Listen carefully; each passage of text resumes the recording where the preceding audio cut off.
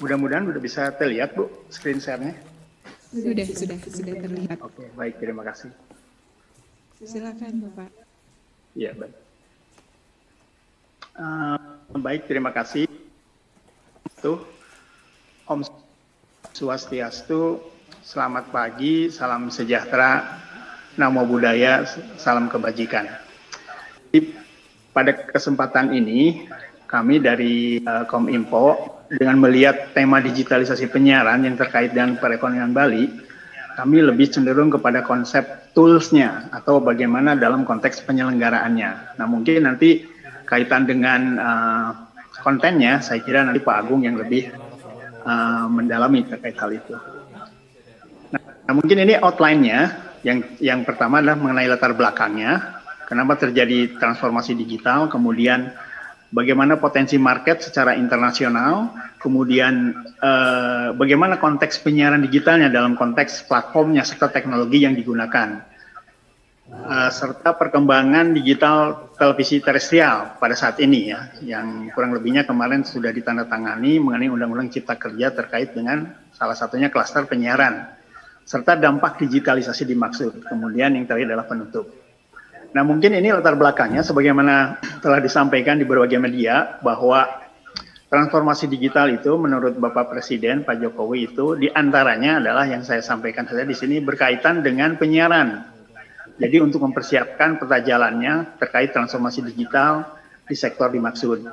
Kemudian tentunya hal ini ada kaitannya juga dengan regulasi sebagaimana kita ketahui bahwa di internasional memang semua untuk khususnya televisi ya, itu sudah beralih ke konteks digital. Jadi itu bukan hal yang istilahnya baru ya, ini sudah lama sekali, cuman Indonesia memang agak tertinggal dibandingkan dengan negara-negara tetangga kita.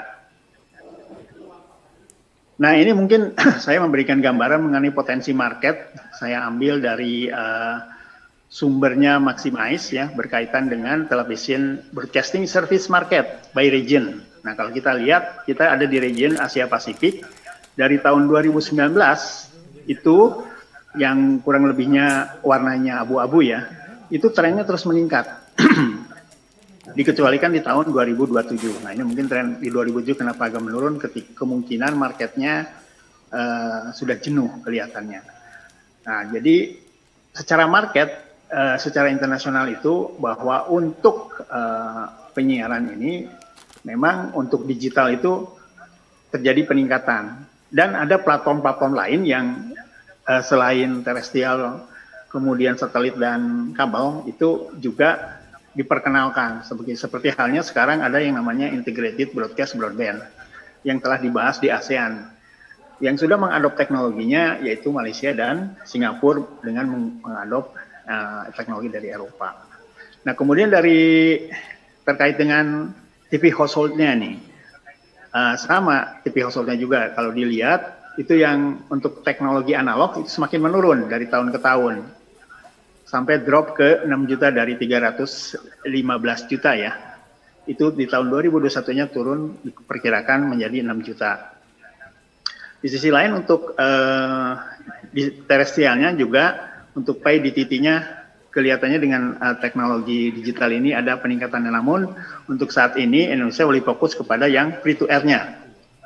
Karena untuk mengalihkan dari konteks analog ke digital dulu, itu yang menjadi step pertama. Termasuk di satelit dan yang berkaitan dengan free to air dan juga berlangganan yang sudah sekarang berjalan khususnya di berlangganan. Nah, dari studi yang baru menurut risetnya existing itu bahwa akan terjadi kenaikan ya kurang lebihnya di 5 negara, diantaranya adalah Bangladesh, Indonesia, Laos, Myanmar, dan Pakistan yang berkaitan dengan TV household dimaksud. Jadi ini trennya memang untuk digitalisasi itu sekarang lagi bagus ya, lagi membaik. Kemudian kita lihat juga untuk transmisi kabelnya, kita lihat Indonesia itu masih rendah, artinya marketnya sebenarnya masih besar kalau dilihat dari sini ya, dari subscriber itu sekitar 0,7 juta. Sementara kalau Cina, India itu dia peringkat yang tertinggi dalam hal ini di kawasan Asia Pasifik ini. Nah, di sisi lain terkait revenue juga kelihatan karena kita juga tadi subscribernya kecil, tentunya juga apple to apple dengan revenue-nya. Nah, kita juga berada di kisaran sekitar 94 dolar miliar. Nah, ini artinya sebetulnya market itu tidak hanya di eksistensi nasional, tapi juga kita bisa masuk ke market internasional. Nanti saya akan sampaikan juga bagaimana pola bisnisnya. Nah, kemudian ini kalau dilihat nih potensi marketnya, apakah perkembangannya untuk terminalnya itu ada penurunan? Ternyata tidak. Kalau dilihat itu di negara yang maju saja masih terus berkembang dari screen yang tadinya kecil, kemudian ke screen yang ukurannya lebih besar. Nah, jadi memang kembali bahwa digitalisasi masih berlangsung walaupun di negara-negara maju. Termasuk di antaranya set-top box. Jadi menurut IMAX perkiraannya di 5 tahun kemudian itu akan terjadi pertumbuhan terkait dengan perangkat set-top box ini. Jadi tetap ada jual belinya. Nah, ini merupakan satu opportunity juga bagi yang punya dagang yang berkaitan dengan barang. Nah, ini saya sampaikan mengenai penyiaran digital, platform yang sekarang lagi cukup ya di Indonesia khususnya, yaitu terkait dengan platform terestrial, yang dengan keluarnya Undang-Undang Cipta Kerja itu akan dilakukan annual switch off dalam 2 tahun. Kemudian yang melalui satelit, kabel, dan platform baru yaitu IBB. Nah, kita lihat standar teknologinya, jadi andaikan suatu penyelenggara mau istilahnya menggelar usahanya, sebaik itu ditetapkan di Indonesia itu dengan menggunakan teknologi DVB-T2 untuk terestrial. Kemudian untuk satelitnya DVB-S dan untuk kabelnya DVB-C. Sementara untuk IBB, Integrated Broadcast Broadband ini kita masih dalam kajian. Kecuali Malaysia dan Singapura dia sudah menetapkan HBB-TP. Nah, kita masih menimbang-nimbang antara HBB-TP sama hybrid cast, walaupun sebetulnya teknologi lainnya ada, Tops Media dan Jinga. Nah, ini sebagai contoh 2 teknologi yang digunakan di Jepang dan di Eropa. Nah, waktu tahun 2018 ada pertemuan ASEAN-Jepang yang membahas mengenai IBB ini. Nah, Indonesia ditanyain posisinya sudah di sebelah mana. Nah, kita masih sekarang ini sudah ada tinjauan atau kajian dari Litbang. Kemudian juga kita sudah melakukan dialog dengan vendor terkait dengan nanti set-top box dan juga receiver TV-nya. Dan di sisi lain kita akan melakukan nanti dialog dengan penyelenggara televisi. Kira-kira nanti di antara kurang lebihnya 2 ya, ini yang lebih di Asia ini, apakah mau mengadopsi SBB-TV atau hybrid cast. Cuman kalau dari rumpun familinya, kita di terestrial, satelit, dan juga kabel sudah mengadopsi DVB. Ya, kemungkinan ini saya sih akan cenderung ngambil ke SBB-TV ini. Nah, selanjutnya untuk radio, untuk digitalisasinya sudah ditetapkan dengan mengadop family DAB+. Adapun yang DRM itu masih dalam konteks uji coba. Nah, kalau secara market ya memang ini yang digital radio ini kan sifatnya natural atau istilahnya alamiah. Tidak ada konteks ASO. Dengan demikian kalau dilihat tuh untuk marketnya itu sudah dituangkan di beberapa merek kendaraan. Nah, di Indonesia sendiri radio ini. Tetapi penetapannya sudah ditetapkan teknologinya di DAB+. Nah, di sebelah kanan kita lihat itu jenis-jenis kendaraan yang mengadop family DAB+. Nah, mungkin secara internasional kita harus mengacu kepada WTO karena kita telah menandatangani General Agreement on Trade and Services tahun 1906 kalau tidak salah. Ada 4 model yang bisa dilakukan kalau kita melakukan konteks dagang secara internasional, yaitu yang pertama cross border supply, artinya dari luar itu memberikan jasanya dengan tidak membuat penyelenggaraan di sini. Dengan demikian supplier presentnya itu tidak ada di sini. Atau consumption abroad, artinya dari Indonesia menjual juga jasa penyiaran ini ke negara lain. Nah, ini dimungkinkan ya menurut konteksnya GATS ini. Jadi tidak hanya market misalnya di Bali gitu, tidak di Bali saja, tapi kita bisa masuk ke marketnya Thailand, Singapura, dan seterusnya. Adapun komersial presentnya, artinya si penyelenggara itu ada di negara kita. Nah, ini kita sudah batasi harus berbadan hukum Indonesia dengan komposisi maksimum 20% saham aslinya ya. Setelah berjalan atau setelah memiliki izin. Kemudian juga diantaranya juga ada yang namanya present of natural person. Jadi bisa orang nanti kerja di sini ataupun di negara lain dengan ketentuan tertentu. Khusus untuk Indonesia itu untuk hanya keuangan dan teknis aja yang boleh dimasuki oleh tenaga asing. Sesuai dengan Undang-Undang Cipta Kerja juga. Nah ini kita punya juga namanya working group di ASEAN yang disebut dengan ADB, ASEAN Digital Broadcasting. Nah sekarang itu diantaranya sedang membahas mengenai IBB dimaksud serta mengenai konsep ASO, di mana Indonesia kan harusnya tahun 2020 itu harusnya sudah selesai sesuai dengan komitmen ASEAN, tapi kita malah kurang lebihnya mundur ya sampai tahun 2022 secara targetnya. Nah di ASEAN sendiri dalam konteks perdagangannya itu dituangkan di dalam AFAS, ASEAN Framework Agreement in Services. Kemudian diintegrasikan dari AFAS dimaksud dalam konteks ATISA, ASEAN Trade in Services Agreement. Jadi ada agreementnya. Jadi kita kalau mau kerjasama di lingkup ASEAN, acuannya adalah ATISA. Kurang lebihnya seperti itu.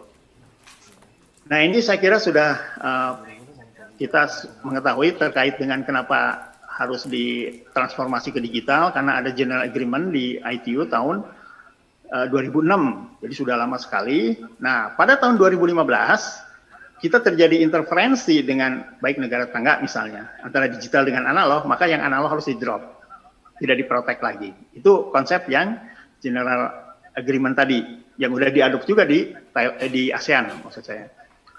Nah kemudian dasar hukum menurut Undang-Undang 32 yang assisting mengenai penyelenggaraan itu, kita tahu ada jasa radio dan jasa TV, kemudian diselenggarakan oleh penyelenggaranya 4, LPP, LPS, LPK, dan LPB. Nah, kemudian kita mengadopsi teknologinya itu adalah teknologi DVB tadi. Termasuk ini yang dalam telahan IBB ini yang konsepnya HBB TV. Dan ini nanti akan harus dituangkan di dalam sesuai dengan pasal 32 di dalam Rencana Dasar Teknik Penyiaran. Nah, ketika kita melihat untuk mengelompokkan jasanya, nah kita harus mengacu kepada satu infrastrukturnya itu adalah ITU, di antaranya ada study group 6, kemudian terkait dengan jenis-jenis jasanya itu adalah mengenai WTO, terkait GATS tadi, dan UN Statistik. Nah, di antaranya ini adalah UN yang diterbitkan oleh UN Statistik W120, itu tahun 1996. Nah, kita dimasuk dalam klasifikasi communication services. Ada postal services, ada courier services, ada telecommunication, dan ada audio visual services. Jadi audio visual services ini setelah kita menandatangani GATS itu sudah tahun 1996. Jadi udah lama sebetulnya, bukan barang baru. Cuman mungkin informasinya saya tidak tahu nih di penyiaran kok belum tersampaikan. Kalau kami waktu itu di telekomunikasi udah mengetahui hal ini. Sehingga mengelompokkan jasanya itu mengacu ke sini karena tadi ada nanti kaitannya dengan schedule of specific commitment. Nah ini yang dikaitkan dengan schedule of specific commitment itu kita harus menuangkan dalam konteks Central Product Classification atau CPC. Nah, kita menggunakan versi 21 untuk pertemuan multilateral maupun yang di ASEAN sendiri. Dituangkan nanti dalam CPC. Nah jenis-jenis layanannya saya tadi sampaikan dengan konteks Services Sectoral Classification List. Bisa menggunakan mtn.gns/ww ya, /120. Nah ini bisa menggunakan ini atau bisa dengan konsep lainnya, tetapi kita harus mengacu juga misalnya yang digunakan oleh BPS ya, International Standard Industrial Classification of All Economic Activity ISIC revisi 4. Nah BPS menggunakan ini untuk aktivitasnya. Makanya tertuang di dalam konteks KBLI. Semua itu ada runtunannya mengacu ke internasional sehingga kita nanti kalau bicara di internasional itu sudah selaras. Jadi tidak menurut konsep kita gitu. Jadi harus diselaraskan dengan aturan-aturan yang ada di internasional. Nah, adapun ini di Bali kalau saya lihat pada konteks MUX LPP TVRI-nya ya saya lihat itu mengcover beberapa kabupaten di antaranya Jemberana, Tabanan, Badung, Gianyar, Klungkung, Bangli, Karangasem, Sabuleleng dan Kota Denpasar. Dan ada 21 LPS dan 1 LPP TVRI. Nah ini bisa nanti di cover. Nah kita lihat di dalam PM3 itu memiliki total kapasitas multiplexing yang dimiliki oleh TVRI itu yang 50%-nya kurang lebihnya harus digunakan untuk keperluan program siaran lainnya. Di antaranya ada LPS dan LPK.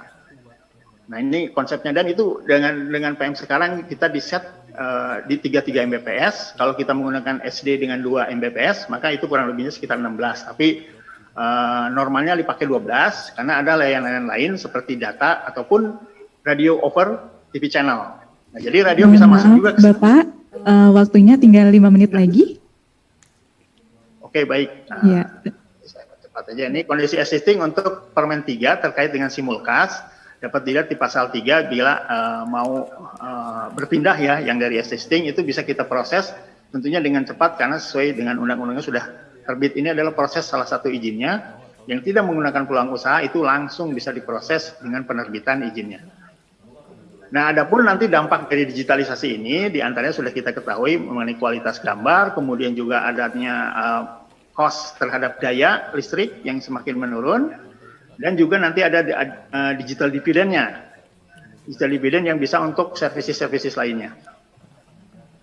Nah, jadi mungkin secara singkatnya saya sampaikan aja dampak digitalisasinya karena memang ini waktunya terbatas. Satu, bisa terjadinya pembukaan kesempatan berusaha dengan adanya kapasitas penyaluran program siaran multi-slot sesuai dengan parameter teknis yang diterapkan. Yang kedua, membuka peluang kerja yang lebih banyak di sektor penyiaran. Tiga, memberikan kualitas layanan televisi yang lebih baik dengan adanya pilihan kualitas tayangan gambar SD, HD, dan UHD. Kemudian mengoptimalkan dan mengefisiensikan penggunaan sumber daya terbatas seperti frekuensi radio. Dan dengan melalui digital dividend, memberikan variasi layanan lainnya yang lebih banyak dengan optimasi pembuatan infrastruktur ICT, memberikan tambahan pendapatan negara melalui penerapan PNBP penyiaran. Yang tujuh, mengejar ketertinggalan Indonesia dengan negara tetangga ASEAN. Dalam jangka panjang, mereduksi penggunaan energi listrik yang lebih kecil, mencegah terjadinya aliran barang teknologi penyiaran analog sehingga Indonesia tidak terhindar dari sampah penyiaran teknologi. Saya kira mungkin itu yang dapat kami sampaikan. Saya ucapkan terima kasih atas perhatian. Akhir kata saya ucapkan wassalamualaikum warahmatullahi wabarakatuh.